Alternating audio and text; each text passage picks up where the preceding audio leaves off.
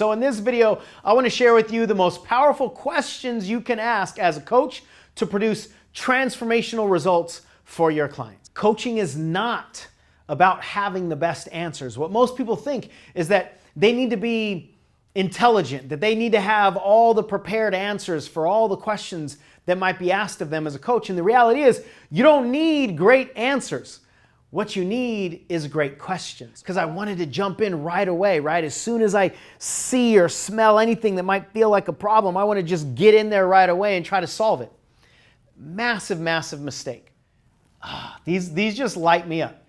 They're so powerful and so simple. That's the thing. How do you know you have this as a problem? This is a great one. A lot of times I'll tell clients, you haven't proven to me that you have a problem yet. I'm actually doing them a disservice if I give them the gift that they need when they're determined not to implement it. It's with the understanding of how humans operate. And there's really no problem that you can't help people get through. And the reason is they have the answers. That concept just changes everything. I remember it was 2007 when I learned that. And then as soon as I got it, then I had no fear of what anybody might ask me. So we're essentially becoming a linguistic surgeon going into their model of the world and just helping them look at things a different way. Hey everybody, in this edition of the Truth About Coaching show, we're going to really dive into questions. We're going to talk about the best questions to use when coaching somebody. And the first thing I want you to understand is that it's not about the actual questions. It's not about what's on the transcript, the exact words that you use. What's really important is your come from. What's more important than the words coming out of your mouth is the energy coming out of your body. What I'm going to share with you are the questions that are important to create as good of a foundation as possible to then lead somebody into a really powerful shift. We have a certification program. It's called Breakthrough Coaching Certification. And in the program, I teach an IGNITE framework, IGNITE, and each one of the letters is a step. The first three letters is what I'm going to be diving in today. And what's really important is the fourth letter is what most people focus on. The fourth letter is when we actually do the coaching work, right? That's what we see. So what most people think is that's when the coaching starts. And in reality, that's not when the coaching starts. If you do the pre-coaching, if you will, by the time you get somebody to that place where you can ask a really simple question that gets them to take a look at their entire life differently, or ask them to take a look at something from a slightly different angle, and all of a sudden something comes up for them they've never seen before, that's because of all the coaching questions that have happened before. It's like the pre-work.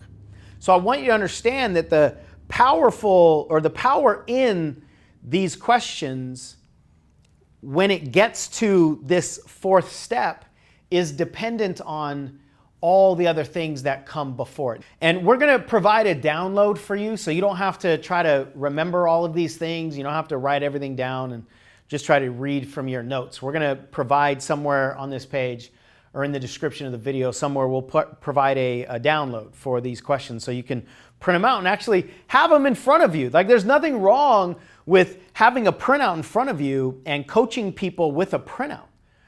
I still do it. I've been doing this for 15 years and I've created curriculum, and I still will open up the books that I wrote, you know, the online stuff that I've put together, the handouts that we do at our live events or downloads, and I'll look at them, or I'll open it up on the computer or on my phone or something and look at them while I'm on the phone. So please don't think that you need to have all of these things committed to your memory in order to be a good coach. That's one of the biggest reasons that people hold themselves back, not just from coaching, but from speaking as well, as we think we've got to be perfect in our information capacity.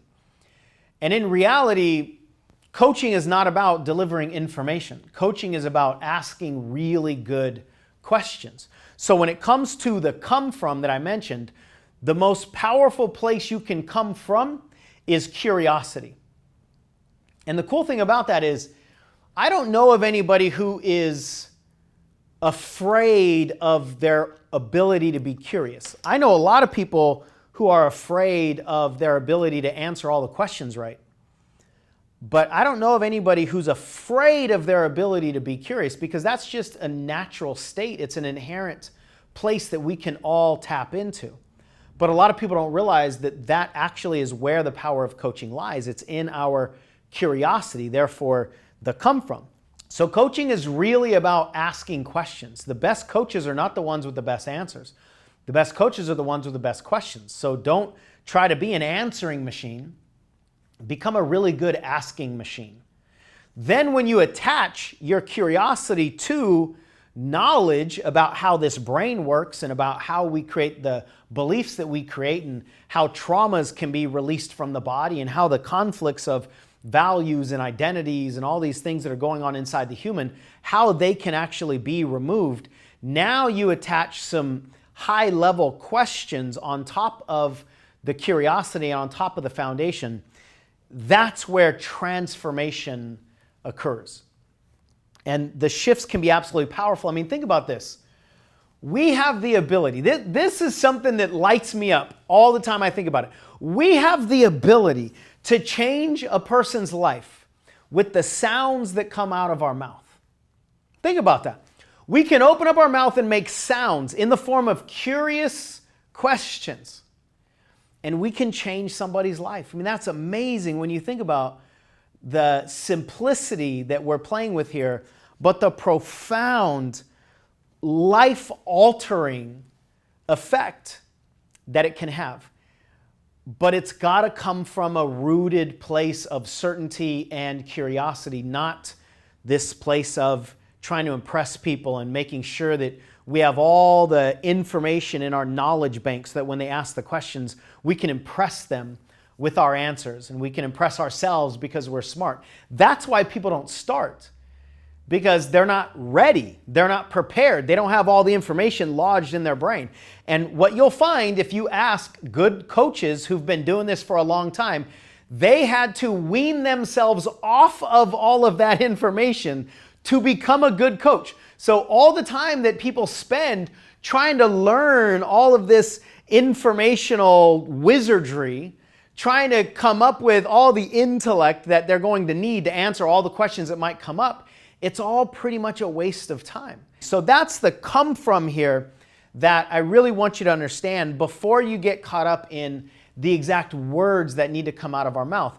And one of the things that I teach in our certification programs is that you want to become a language cop. You really want to understand language. Language is critical. People's beliefs come out in the form of their language, and most of the time they don't notice it. Most of us don't speak consciously. We don't speak intentionally, knowing everything that's coming out of our mouth. So as a coach, you open up the hearing channel, understanding all these things that I'm talking about, and removing your attachment to all the information that you think you might need, and you're just present with this person. The things that come out of their mouth will tell you what questions you should ask next.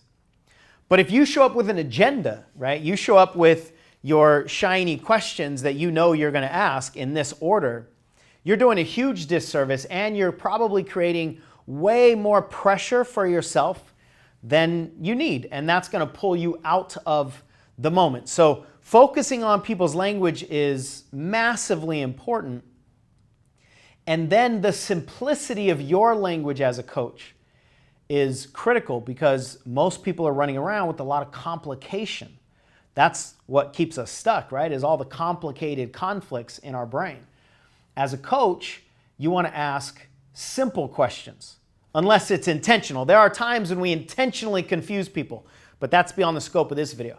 Most of the time, we want to ask simple questions that counter all of the complication that's going on in their minds, which is the way that most people stay stuck. So if you come from the right place and you understand that it's about curiosity, and you understand that we want to keep them at choice as much as possible, then coaching becomes so much easier, because the certainty that you need as a coach is easier to find in the curiosity that you have to ask good questions than it is to find in the knowledge that you'll need to answer everybody's questions. And then you got to predict like what questions people are going to ask you.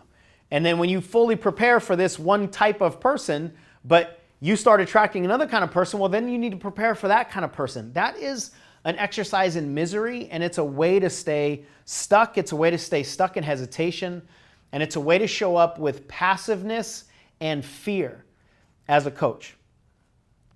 I would say after 15 years, the biggest lesson I've learned is the power of pure, childlike curiosity as a coach.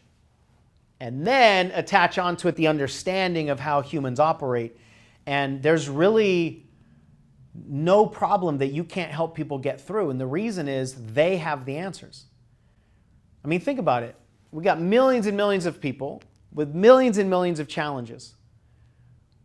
If you think that you need to solve their challenges with your answers, now you have to prepare for millions upon millions of variables.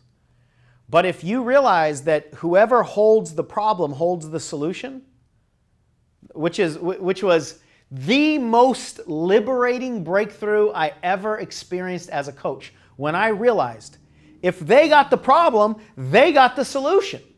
And all I need to do, instead of bringing my solutions to their problems, I just need to bring my curiosity to their problems and help them find the solution inside of their problem. I don't know if you fully grasp how liberating that concept is. It probably depends on how much coaching you've done. But that concept just changes everything. I remember it was 2007 when I learned that. And then as soon as I got it, then I had no fear of what anybody might ask me. And if we try to solve our clients' problems with our solutions, we're potentially doing them a really big disservice. Because remember, we want them to be at choice. We want them to choose as much as possible. A human being will always commit to and stay loyal to whatever they choose, more so, or what comes from them, which is a way that they choose, more so than other people telling them what they should do or how they should think or how they should feel. When we just give our clients advice or we tell them what to do, it won't land as well for them, and they probably won't remember it as much, and it certainly won't be as empowering because then they just need to remember what they were told.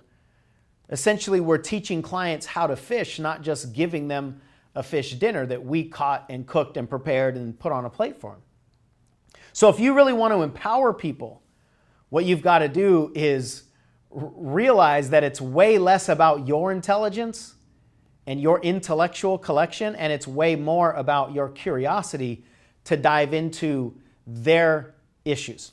So that's the framework, or the foundation rather, of getting into really powerful coaching. Now I'm going to share with you the first 3 steps of this Ignite framework, specifically the questions that you can ask as you get people ready for the magic, as you get them ready for the transformation. The first step, the I, is to identify. What that means is we want to identify their model of the world. Because I can't help you unless I know you. I can't help guide you to the questions, or to the answers rather, with my questions, unless I understand what we're dealing with, unless I understand how you see the world, unless I understand what challenges you're holding on to and what you want as a result of this coaching or life in general. So I need to understand your model of the world as much as possible. And one thing to remember is that understanding somebody's model of the world doesn't equal agreeing with their model of the world. You don't have to agree with the way they're seeing things in order to understand the way they're seeing things. And when you're seeking to identify their model of the world, you're doing zero coaching. You're not advising, you're not trying to solve, you're not trying to pick anything apart, you're just seeking to understand. This is a huge mistake that a lot of coaches made. I made it for a long, long time in the beginning because I wanted to jump in right away, right? As soon as I see or smell anything that might feel like a problem, I want to just get in there right away and try to solve it. Massive, massive mistake, because there hasn't been enough foundation. I don't even understand as the coach enough before I jump in. And so not only is that difficult on my part, but again, we're doing them a big disservice. So here are some of the possible questions. And again, we'll put this on some kind of a downloadable PDF or something. But some of the possible questions at this phase to just seek to understand their model of the world is, what are your challenges? Just ask them, what are your problems? What are you dealing with right now? How specifically is this a problem for you? We want people to say things like, when I think about this, I am short of breath. We want measurable, tangible stuff. We don't just want things like, I don't have a good relationship with my spouse. What does that mean? I don't understand your model of the world if that's all I got. And your idea of not a good relationship with spouse might be totally different than my idea of not a good relationship with my spouse or somebody else's spouse, or just the concept. So we want as many specifics as possible so that we're not coaching with our judgments. When we're coaching with our judgments and our agenda, quite often we're off base. We're missing the mark because we're coaching to our connotation of those words, and a lot of times it's not what they're dealing with at all. So we want specifics. How do you know you have this as a problem? This is a great one. A lot of times I'll tell clients, you haven't proven to me that you have a problem yet, because I don't hear it, right? How is this a problem for you? How do you know this is a problem for you? What are you telling yourself about yourself because of your problems? What have you tried before that hasn't worked? What are you telling yourself about the possible solutions? What are your primary fears? What are you really afraid of? What are your beliefs about yourself in general? What are your beliefs about the world in general? What are your beliefs about this problem in general? What are your beliefs about that person in general, if another person is involved? What are your desired outcomes? What are your identities? What is your ego saying? What are your values? What's important to you? What are the strategies that you notice yourself going through? What are the habits that you have? What are the feelings that you're experiencing? So these are all exploratory questions. And when they answer, you don't jump in and try to fix them, and you don't judge them. Wherever they are is great. We're just trying to understand this human's model of the world. So that's the first step, is identify with their model of the world. And essentially what it's like you want to put your arm around them as the client. You want to adopt the side position, understand where they're looking from, and understand what they're seeing as they look out into the world. And then you can guide better because you're as close to their perspective as possible. And that creates a ton of rapport between you and the client as well.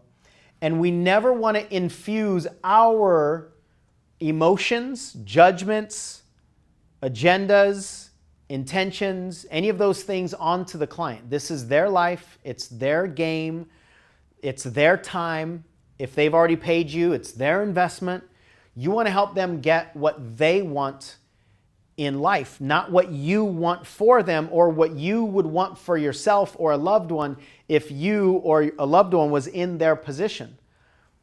That's called attached coaching. When you're attached to some agenda or some system of beliefs or something that's not the client's. And attached coaching is terrible coaching. The second step is G. This stands for two things. You want to get leverage and permission. And again, we're going to do these with questions, right? But let me explain why these are important. Leverage is why somebody would want to change now. And just because somebody has a problem and they even ask you about helping them with that problem doesn't mean they want to change now.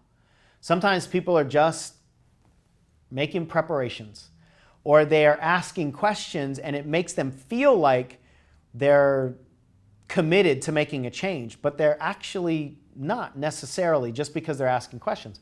So what we're trying to assess as a coach is whether this client has leverage to change now, not to change sometime.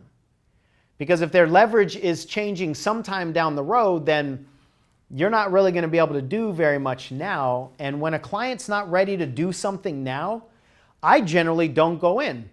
Because why would I give them the questions before they're ready for the questions or before they're ready to implement the questions? And I'm not coming from a place of ego like I'm wasting my time. I'm actually doing them a disservice if I give them the gift that they need in the form of their own realization when they're determined not to implement it. So if it's a premature coaching session because they're not ready, they don't have the leverage, then it's almost useless. In fact, it could end up being somewhat damaging to the client. So I want to know that they're ready to make a change now.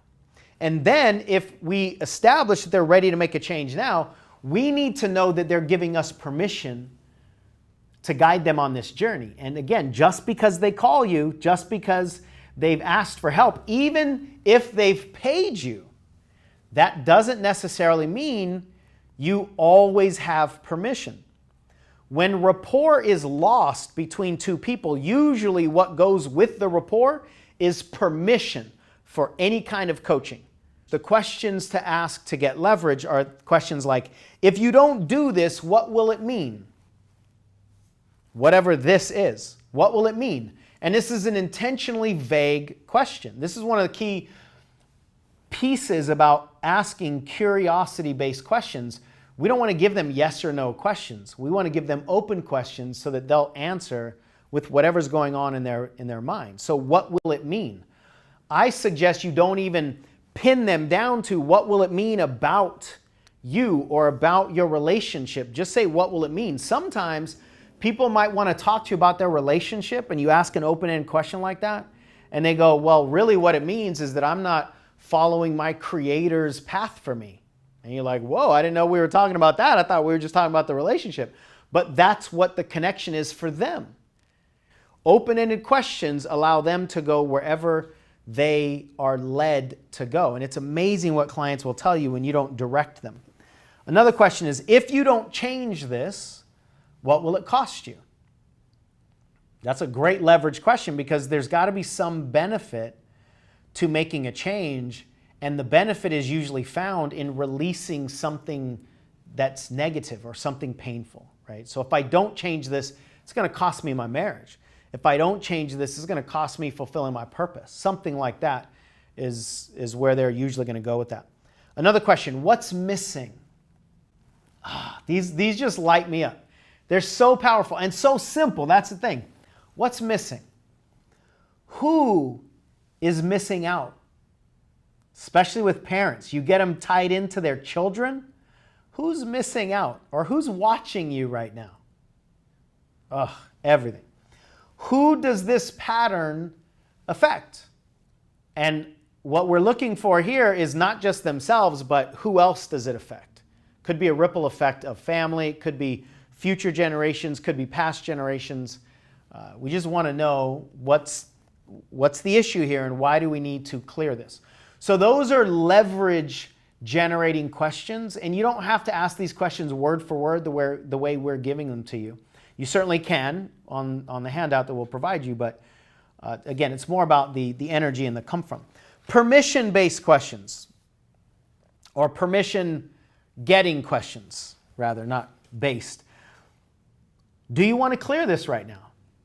So if somebody says, hey, I'm having a really bad time in my job, that doesn't necessarily mean they want to go there right now. But the amateur coach that doesn't understand how to set foundation and rapport will just jump right in. All right, let's dive in. I just have some shiny questions that I learned recently in my certification program. Let me just dive right in. What if you did this and what if you did that? That's not good coaching. You're not giving them the benefit of understanding or realizing or really discovering what's going to come from them. So you need permission, and don't assume that every time they ask a question, they want to dive into it right away. So do you want to clear this right now? And a lot of times they'll say yes. And what we teach is don't just take their yes as a blanket yes. Get even more specific. Like yes, does that mean now? Does that mean like 8:53 January 2nd now? And that kind of specificity is generally somewhat surprising to them because they're like, I said yes, but I want to know, I want them to say right now. That's what I want them to say. And when they choose that they want the coaching now, that energy causes a shift in them. And if we can get them leaning over the bar sort of with choice, now we've got them moving in the right direction, which is exactly what we want. Would you like some help with this issue right now?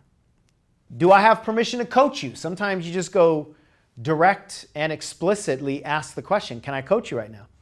This one's a little bit more technical, I guess, with some of the language, but it's a powerful one. Is it okay with your unconscious mind to eliminate this problem now and have conscious awareness of the change? That's an NLP-based question, and it's based on the separation between conscious and unconscious and so forth, but that's a cool question to ask. So we want to get leverage and we want to get permission. And we haven't done any coaching yet. It doesn't feel like we've done any coaching yet. In reality, we've probably done the majority of the coaching. The third step here is new outcomes. And again, you want everything to come from the client as much as possible. Don't assume that if somebody says, I'm really struggling with money right now, that they want more money, or that they want to lower their expenses, or they want to make $100,000, or they want to make $1 million. Don't assume anything.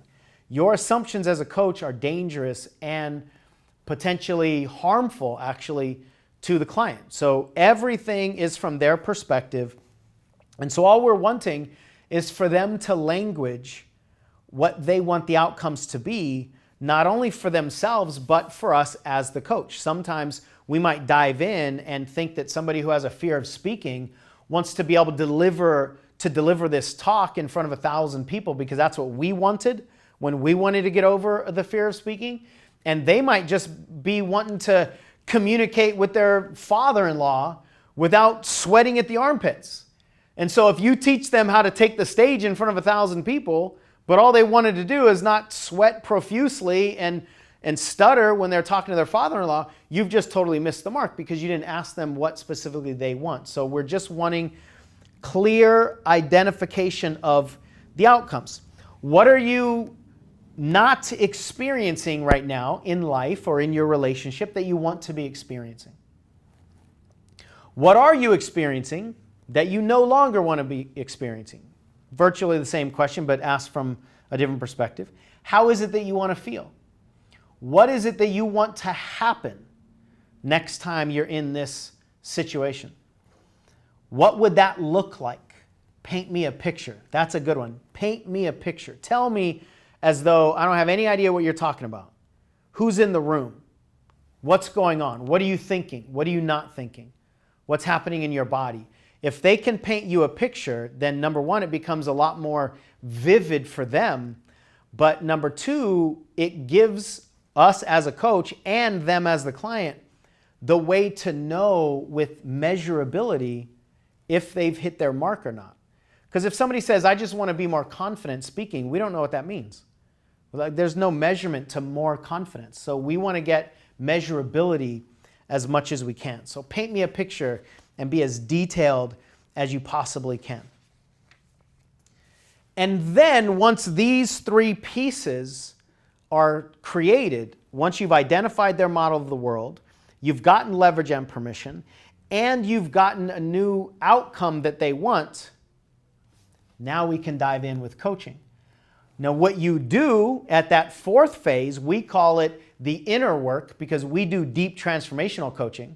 So the inner work could be removing trauma. It could be dealing with identity conflicts, values conflicts, could be dealing with fears, limiting beliefs, could be any number of deep-seated issues. And we go in and do some of this inner work, but it's all based on the answers that we've gotten with these first 3 steps. And what we say a lot of times is if you guide them to this point, by the time it's appropriate to do the inner work, which looks like the magic, it looks like that's where all the coaching takes place. By the time we get them there, sometimes all we got to do is just like, right? Just a little mild little, and they just transform. Because we've done all of this work ahead of time that didn't feel like coaching to the coach, didn't feel like coaching to the client, and that's one of the reasons why they don't resist in these earlier phases. But now we have everything that we want, and now we just ask one little question right here, or one little question right here. Or it might take a while. So that doesn't mean that all the time it's going to be easy. But you'd be amazed at how often people with deep, deep-seated issues can go through these first 3 steps that I've talked about here, and then by the time it's you as the coach are ready, or they as the coach or they as the client rather are ready to confront the issue, you'd be amazed at how many times they go, I don't know, like it's gone, you know, or it's really not that big of a deal anymore, or I don't even know what I was worried about. Like, you'd be amazed at how often they will untie their own knots when you move through these questions. If that doesn't happen, you will at least have the information that you need as the coach to ask better quality questions and get more transformational answers from the client, because the work when it comes to transformational coaching is not done inside of us as the coach. It's done inside of them as the client. That's where the challenge is. That's where the conflicts are. So we're essentially becoming a linguistic surgeon going into their model of the world and just helping them look at things a different way, helping them do the work. And if all the real magic, if all the transformation is happening inside of them, then the more you worry yourself with what's going on inside of you, the more you're trying to perfect the irrelevant, because that's not even where the magic lies anyway. So hopefully this gives you more confidence, more understanding of the coaching framework and the trajectory of a coaching session, whether we're talking about a 10-minute coaching session or a 4-hour deep dive coaching session. This is the trajectory. These are the 6 steps. If you want more information on these 6 steps, we're going to link to the whole first module of our online certification program called Breakthrough Coaching Certification. So you could dive into the foundation of human behavior and really understand what this deep dive neurotransformational coaching rests upon. Because when you understand the way that we operate as humans, the way the brain keeps us stuck, and what it takes to liberate us, to transform us, to ignite us, then all the things I've been talking about in this video, asking these kinds of questions at these kinds of steps, or in this order at these little like coaching intervals, if you will, everything becomes exponentially not just easier for you as the coach, but more powerful for them as the client. So if you want to dive deeper, we'll link to the whole first module of the program. You can see if it's a good fit. And here's what I want you to understand. This is what I want to leave you with. You have the ability. This is not a matter of you learning something that you don't already know at an innate level. But through the course of our upbringing, most of us were programmed out of the permission to coach, the permission to ask questions, the permission to be curious, the permission to poke a little bit. Most of us have been programmed out of that permission. So the cool thing about deep work coaching is you don't have to go into the lab like you're going to be a doctor and learn all of these 50-cent words and all these really complicated, highly intellectually smart rhetoric and questions. You don't have to do that. In fact, you probably need to remove some of that intellectual pressure that you might be putting on yourself and just dive back into simple. Dive back into curious. Dive back into your humanity. That's the best way to do massively transformational work with people simply by the sounds you can make with your mouth. It's pretty freaking cool. Now, if you like this video, that means you're into these deep dive discussions about coaching and human behavior. That's the whole first module of the paid certification program. Go check that thing out. Understand all of this so that when we apply it to ourselves, as well as in our leadership or coaching, we can provide fundamental transformation.